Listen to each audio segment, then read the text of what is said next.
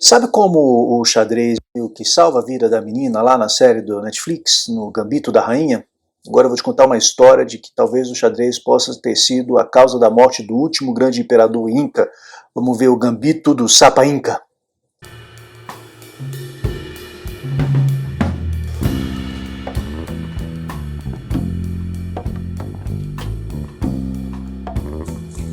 Bom, antes de começar, deixa eu dar um pouco de contexto para vocês. A minha dissertação de mestrado foi sobre os Incas. Ela se chama, né? Histórias Esquecidas, Discursos de Unificação nos Andes Pré-Colombianos. Se você tiver curiosidade depois, coloca aí esse título, meu nome, Davi Nogueira, e você vai achar isso lá no repositório da Unicamp.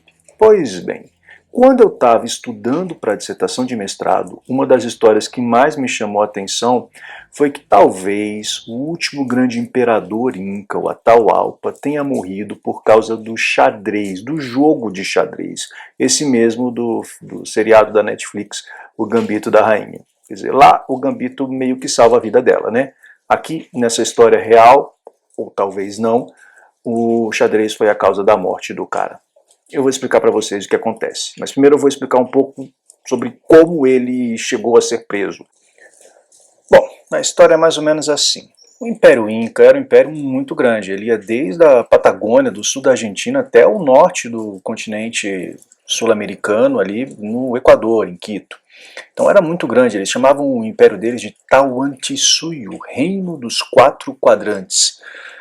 Bom, o 11º Sapa Inca é o nome do grandão, do imperador que manda tudo. Porque Inca, na verdade, não sei se vocês sabem disso, mas Inca é o nome da nobreza. Todo nobre é Inca. Sapa Inca é o imperador. O povo é o povo Quechua, e a língua é o Quichua.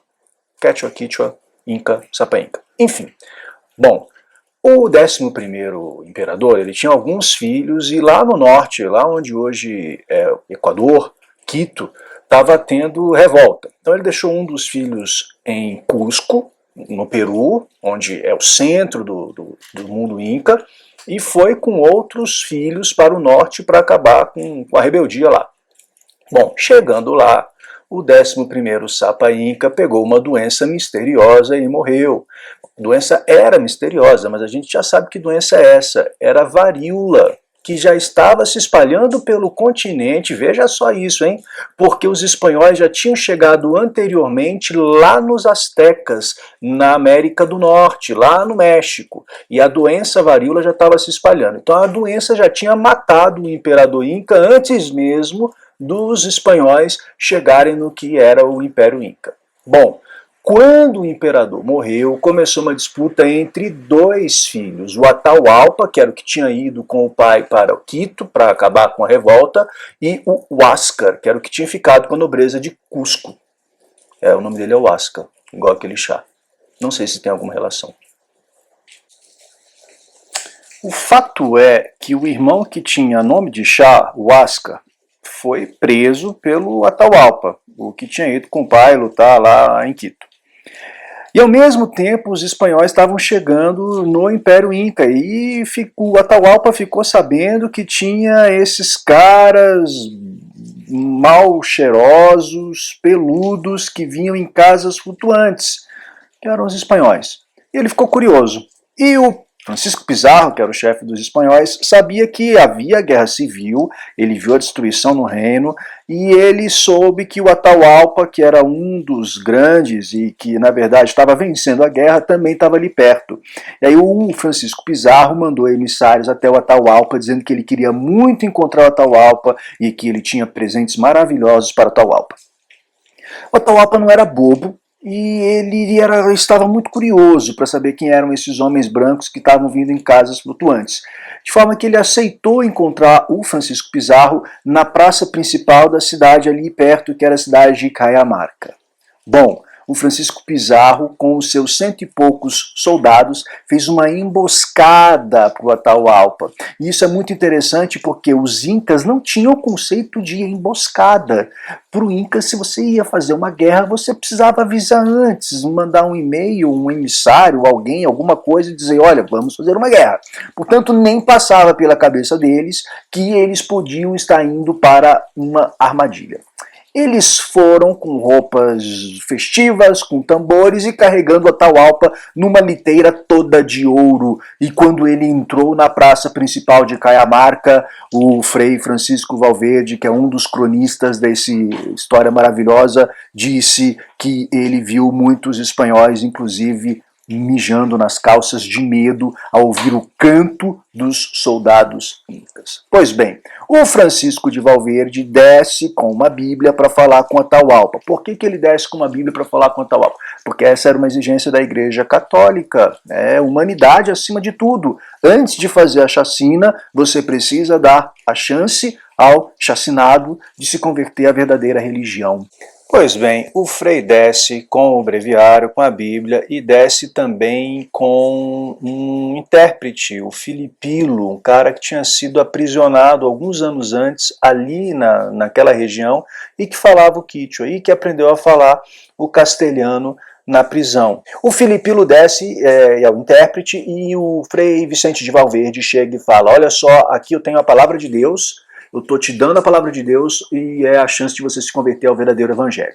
Bom, o Filipilo traduz, o Atahualpa deve ter entendido, porque ele pega a Bíblia, o breviário, e coloca no ouvido para tentar ouvir, já que era a palavra de Deus, e aí ele não ouve nada, ele joga fora e diz: está quebrado, a palavra não me disse nada, ele não falou coisa nenhuma. E aí então o Frei Vicente de Valverde sai correndo e fala: ó, tá liberado, pode matar todo mundo. E os espanhóis descem e fazem uma chacina gigantesca e pegam a liteira de ouro e prendem o Atahualpa. O Atahualpa, preso, pensou o seguinte: pô, esses caras estão atrás de ouro, eu vou dar ouro para eles, eles vão me liberar e depois eu venho e mato todo mundo com o meu exército. Então Atahualpa levantou as mãos e falou: olha, eu posso dar ouro para vocês. E diz a tradição que os espanhóis prenderam Atahualpa num quarto e fizeram uma risca lá em cima, perto do telhado, e falaram: enche esse quarto de ouro e a gente liberta vocês. Então ele chamou alguns dos seus emissários e falou: olha só, traz ouro de todas as regiões, vamos encher esse quarto de ouro, depois a gente mata esses caras. E muitos de vocês podem estar se perguntando: por que os incas não atacaram imediatamente quando eles prenderam Atahualpa? Porque Atahualpa era sagrado. Então, quando eles prenderam Atahualpa, todo mundo ficou paralisado. Prendeu o Filho de Deus, o Filho do Sol. Então, a gente precisa ter cuidado. Bom, durante a prisão do Atahualpa, ele também mandou executar o irmão dele para não ter problema de... vai que o irmão quer dar uma rasteira enquanto ele está preso. O irmão dele, então, é assassinado. E isso chega aos ouvidos dos espanhóis, que acham agora que tem, então, a perfeita desculpa para poder também depois condenar o Atahualpa, depois que ele pagar o resgate, é claro. Dizer que ele cometeu regicídio e que matou o verdadeiro rei dos Incas, que seria o Huasca, aquele com o nome de chá. Bom, Atahualpa ficou preso um tempo, enquanto os Incas traziam ouro de todas as regiões do Império, e nesse tempo... diz a tradição que em menos de um mês ele aprendeu a falar o castelhano e conversava com Francisco Pizarro. E também diz a tradição que o Atahualpa via sempre, ao fim da tarde, os espanhóis jogarem xadrez.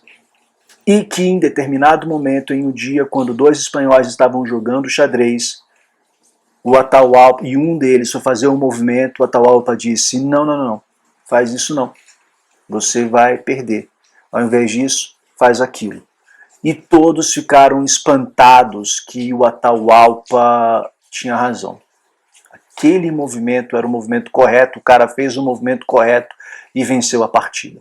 E o que isso tem a ver com a morte de Atahualpa? Bom, Atahualpa foi julgado e um dos juízes foi o sujeito que perdeu a partida de xadrez. E diz a tradição que ele votou pela morte de Atahualpa um pouco por despeito, por Atahualpa ter feito ele perder aquela partida de xadrez. Viram? Então é assim que nós temos o gambito do imperador Sapa Inca. Bom, último detalhe, Atahualpa ia morrer na fogueira como herege, mas ele tinha ainda a chance de se converter ao cristianismo. E ele se converteu, então ele morre simplesmente enforcado como um bom cristão. É isso, gente. Se você gostou, dê um like, siga lá no Instagram e fique ligado com mais histórias em Pílulas.